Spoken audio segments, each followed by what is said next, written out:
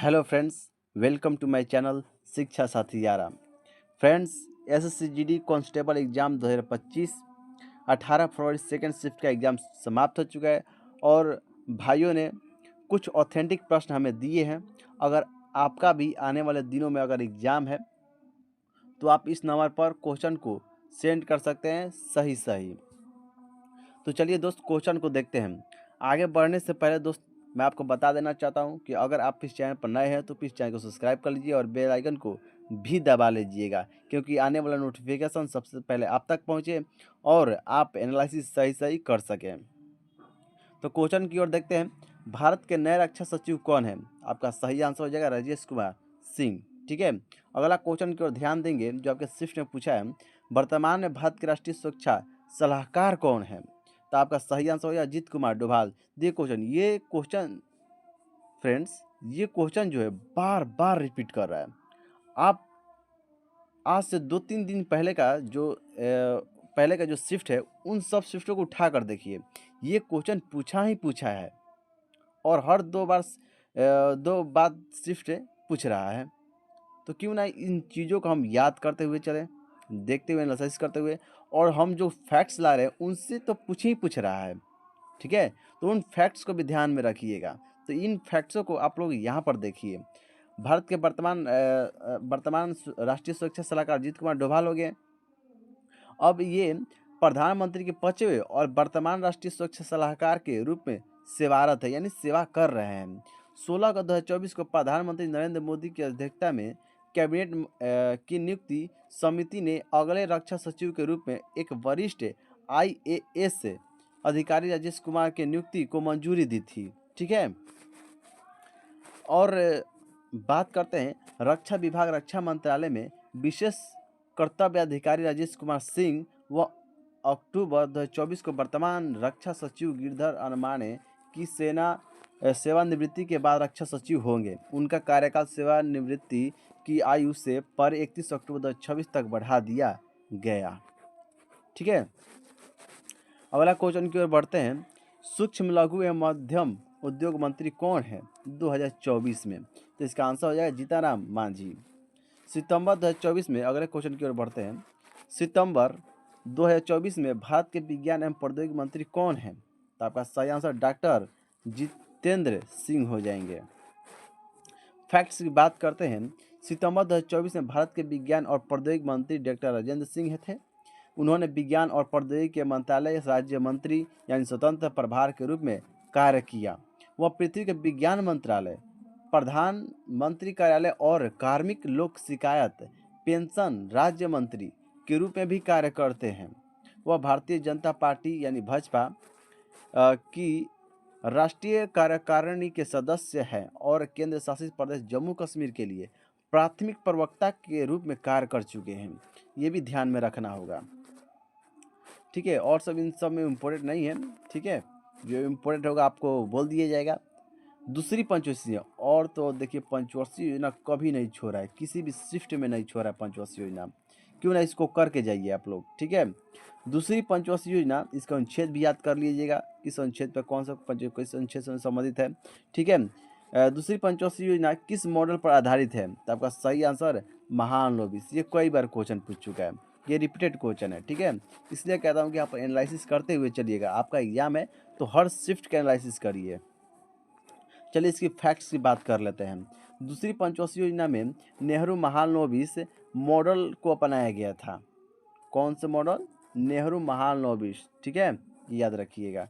इस योजना का मुख्य उद्देश्य बुनियादी और भारी उद्योगों के विकास पर विशेष जोर देने का साथ साथ तेजी से औद्योगिकरण करना था। ठीक है। 1956 में क्या हुआ?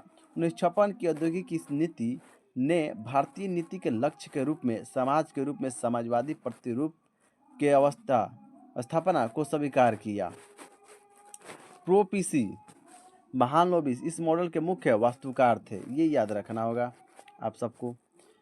और बात करते हैं अगले क्वेश्चन की ओर। ठीक है, ऊष्मागतिकी शून्य कोटि नियम क्या है? क्वेश्चन है फ्रेंड्स, ऊष्मागतिकी शून्य कोटि का नियम क्या है? देखते हैं। यदि एक द्रव के साथ अन्य द्रवों को तापीय समानावस्था हो तो स्वयं इस द्रवों में आपस में तापीय समावस्था होगी। इसी को ऊष्मागतिकी का शून्यवाद सिद्धांत कहते हैं। और भी थोड़ी बातें जानते हैं इनके बारे में। शून्यवाद नियम कहता है कि दो ऊष्मागतिकी प्रणालियों किसी तीसरे प्रणाली के साथ तापीय संतुलन में है तो दोनों प्रणालियाँ एक दूसरे के साथ तापीय संतुलन में हैं, ये कहता है। ठीक है, और भी थोड़ा जान लेते हैं। दो प्रणालियों को ऊष्मीय संतुलन में कहा जाता है कि यदि वे केवल गर्मी के लिए परागम में दीवार से जुड़ी होती है और वे समय के साथ बदलती है। ठीक है, अगला क्वेश्चन है, नागालैंड में कौन सा महोत्सव मनाया जाता है? देखिए ये भी क्वेश्चन बड़ा महोत्सव से पूछ रहा है, आप लोग देखे होंगे, एनालिसिस किए होंगे तो महोत्सव से पूछ रहा है। तो महोत्सव, पंचवर्षीय योजना और भी सारी क्वेश्चन है जो रिपीटेड क्वेश्चन है, बार बार पूछ रहा है, उन सबको करके जाइए एग्जाम में। तो क्वेश्चन है, नागालैंड में कौन सा महोत्सव मनाया जाता है? तो हॉर्नबिल महोत्सव किसी ठीक है, यहाँ पर थोड़ा ध्यान देना होगा फ्रेंड्स। भाइयों ने दो तरह से क्वेश्चन लिख के भेजा है, एक तो ऐसे लिख कर भेजा है और एक ऐसे। आप देख लीजिएगा कि आपके एग्जाम में कैसे आया है। हालांकि दोनों क्वेश्चन ठीक है। ठीक है, नागालैंड में कौन सा महोत्सव मनाया जाता है? तो हॉर्नबिल हो जाएगा। चाहे ऐसे पूछ दे कि हॉर्नबिल किस राज्य में मनाया जाता है, तो नागालैंड में हो जाएगा। ठीक है, किसी भी तरह से देख लीजिएगा आप लोग, लेकिन थोड़ा सा इसका डिस्क्रिप्शन पढ़ लेते हैं हम लोग। हॉर्नबिल महोत्सव, जिसे त्योहार का त्योहार कहा जाता है, नागालैंड का सबसे भव्य सांस्कृतिक उत्सव है।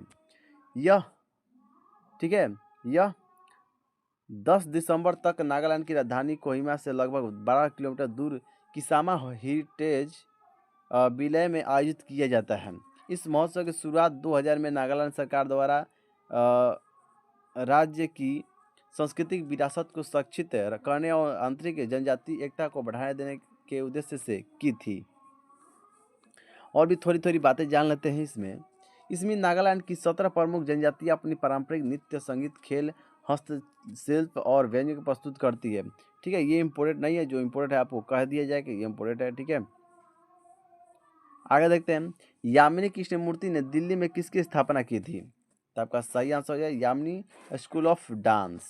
ठीक है, अगला क्वेश्चन है जो आपका शिफ्ट में पूछा है, रुक्मणी देवी और उडेल ने चेन्नई में किसकी स्थापना की थी? ये भी क्वेश्चन पूछ चुका है। ठीक है, कला क्षेत्र। ठीक है, ये भी रिपीटेड क्वेश्चन है।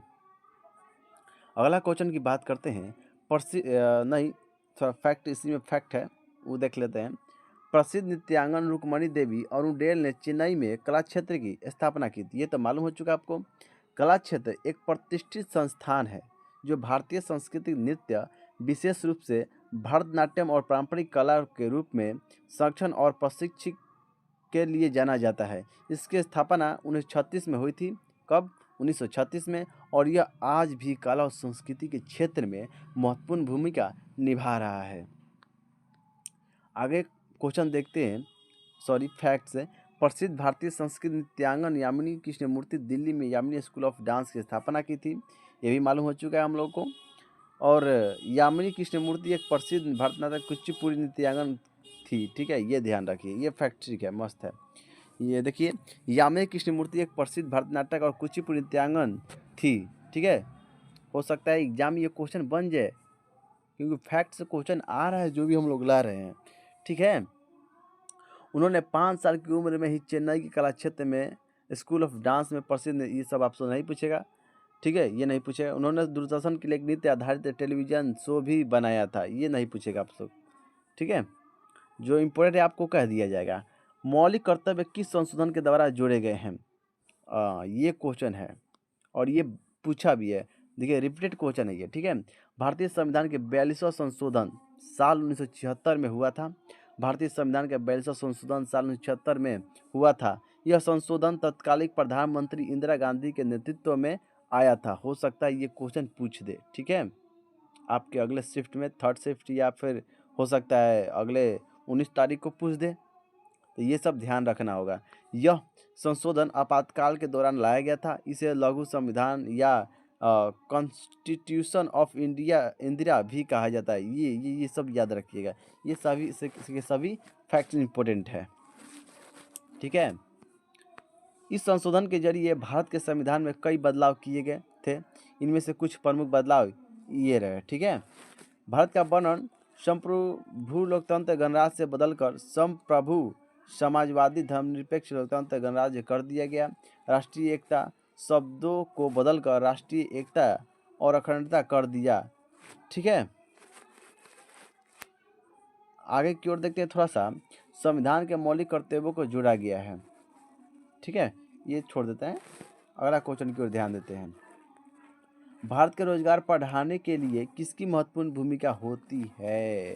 तो घरेलू निवेश और एमएसएमई सेक्टर, ठीक है। ये क्वेश्चन रिपीट नहीं किया है, फिर भी ये क्वेश्चन याद रखिएगा। अब थोड़ी हम फैक्ट्स की बात कर लें। भारत में रोजगार बढ़ाने के लिए घरेलू निवेश और सूक्ष्म लघु और मध्यम यानी उद्यमों यानी एमएसएमई की अहम भूमिका है। रोजगार बढ़ाने में एमएसएमई की भूमिका बहुत ज़्यादा है। एमएसएमई बड़े उद्योगों की तुलना में कम पूंजी में ज़्यादा रोजगार देते हैं। एमएसएमई ग्रामीण और पिछड़े इलाकों के औद्योगिकीकरण में मदद करता है, ठीक है। एमएसएमई कुशल और अकुशल दोनों तरह के श्रमिकों को रोजगार देते हैं, ठीक है। अगले क्वेश्चन की ओर बात करते हैं, ये फैक्ट्स अच्छे नहीं थे। सरस्वती 1882 में पंडित राम बाई द्वारा प्रकाशित एक प्रमुख पत्रिका थी जो संबंधित थी किससे? महिलाओं की शिक्षा और सशक्तिकरण से, ठीक है। अब थोड़ी फैक्ट्स की बात करते हैं। सरस्वती 1882 में पंडित रमाबाई द्वारा प्रकाशित एक प्रमुख पत्रिका थी जो महिलाओं की शिक्षा और सशक्तिकरण से संबंधित थी। यह पत्रिका महिलाओं के अधिकारों और शिक्षा और सामाजिक सुधारों पर केंद्रित थी। पंडित रमाबाई महिलाओं की शिक्षा और समाज सुधार के समर्थक थी और उन्होंने इस पत्रिका के माध्यम से अपने विचारों को प्रसार किया।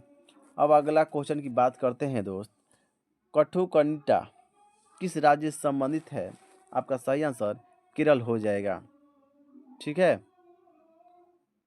अच्छी बात है, इनमें कोई इंपॉर्टेंट फैक्ट्स नहीं है। आगे की ओर बढ़ते हैं। कमलिनी अस्थाना और नलिनी अस्थाना किस राज्य से संबंधित है? उत्तर प्रदेश, ठीक है। थोड़ा इसकी फैक्ट्स की बात करते हैं हम लोग। कमलिनी अस्थाना और नलिनी अस्थाना उत्तर प्रदेश के आगरा की दो बहनें हैं। क्या है? बहनें थीं जो कथक बनारस घराने शैली के कथक, ये याद रखिए, कथक बनारस घराने शैली की अपने बेहतरीन प्रदर्शन के लिए जानी जाती थी। इन्हें भारत और विदेशी कथक के बनारस घरानी शैली के लोकप्रिय बनाने में उनके योगदानों के लिए भी जाना जाता है। कमलिनी और नलिनी दोनों का जन्म आगरा में हुआ था, उत्तर प्रदेश, ये ध्यान रखिएगा। भारत के राष्ट्रपति ने नलिनी कमलिनी अस्थाना युगल कथक यानी कथक आर मुथुन नम्मल पद्मा रेड्डी यानी कुचिपुड़ी को राष्ट्रपति भवन नई दिल्ली में एक विशेष समारोह में पद्म श्री प्रदान किया गया है। ये भी फैक्ट्स है, ध्यान देना आप लोग, ठीक है। अब अगले क्वेश्चन की ओर बढ़ते हैं। लौह युग कब से कब तक चला था? जो लौह युग चला था वो कब से कब तक चला था? तक आपका 4 ऑप्शन थे, उनमें से एक ऑप्शन ये था 1200 ईसा पूर्व से 500 ईसा पूर्व तक, ठीक है। शवा लौह युग करीब 1200 ईसा पूर्व से 500 ईसा पूर्व तक चला था। इस कांस्य युग इनके बाद आया था, ठीक है। ये फैक्ट याद रखना, ये कांस्य युग इनके बाद आया था। लौह के व्यापक इस्तेमाल की वजह से इस युग को जाना जाता है। दोस्त अगर वीडियो स्लो लग रही हो तो आप लोग इसे तेज करके भी देख सकते हैं, ठीक है। लौह के औजार और हथियारों कांस्य के मुकाबले ज़्यादा टिकाऊ और कुशल थे। लोहा के औजार और कृषि औजार के वजह से कृषि पद्धतियों में सुधार हुआ। लौह औजारों और हथियारों के आने से कृषि व्यापार, युद्ध और सामाजिक संरचनाओं में बदलाव हुआ।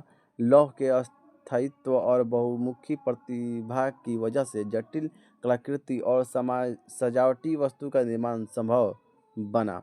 अगली क्वेश्चन की ओर बढ़ते हैं। वित्त मंत्रालय बना है तो जो मंत्री पद में आए हैं वो कौन है? ठीक है, तो सस, ठीक है, सस न। अगर क्वेश्चन को देखते हैं, नगना की शुरुआत कब हुई थी? 1872 में। भारत के जनगणना की शुरुआत 1872 में हुई थी। हालांकि यह गैर वैज्ञानिक तरीके से की गई थी। वैज्ञानिक तरीके से पहली जनगणना 1881 में की गई थी।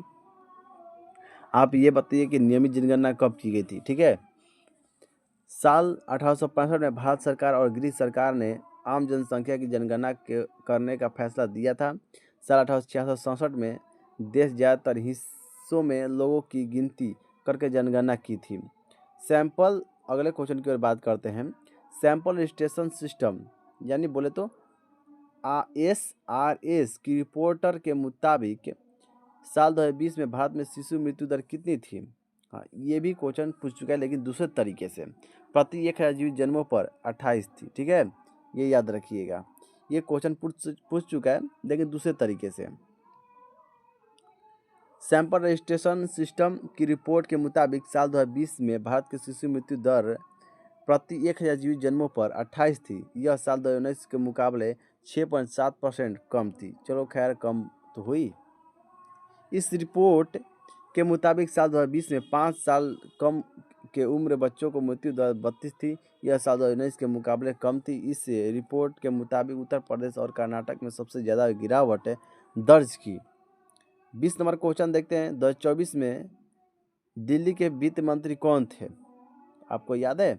वित्त मंत्री थे अतिशी मोरलेना। 2024 में दिल्ली के वित्त मंत्री अतिशी मोरलेना है। अतिशी आम आदमी पार्टी यानी आप से और 4 मार्च 2024 को दिल्ली सरकार वार्षिक बजट पेश किया।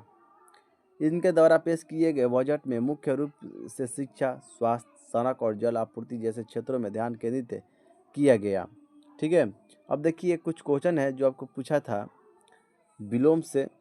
ठीक है, 2 क्वेश्चन थे। संज्ञा से 1 प्रश्न थे, पर्यायवाची शब्द से 1 प्रश्न था और तद्भव तत्सम से 2 प्रश्न थे। ठीक है, वेन डायग्राम से पूछे थे 1 प्रश्न, एनालॉजी से 1 प्रश्न पूछा था, पासे से 2 प्रश्न पूछे थे और सिलोलॉजी से 1 प्रश्न पूछा था। ठीक है दोस्त, हमें इतना ही छात्रों ने भेजा था। अगर आपका भी आने वाले दिनों में एग्जाम है तो जो ऊपर वाला नंबर बताया था उस पर आप रियल क्वेश्चन को भेज सकते हैं। तब तक मिलते हैं नेक्स्ट एनालिसिस में। ठीक है।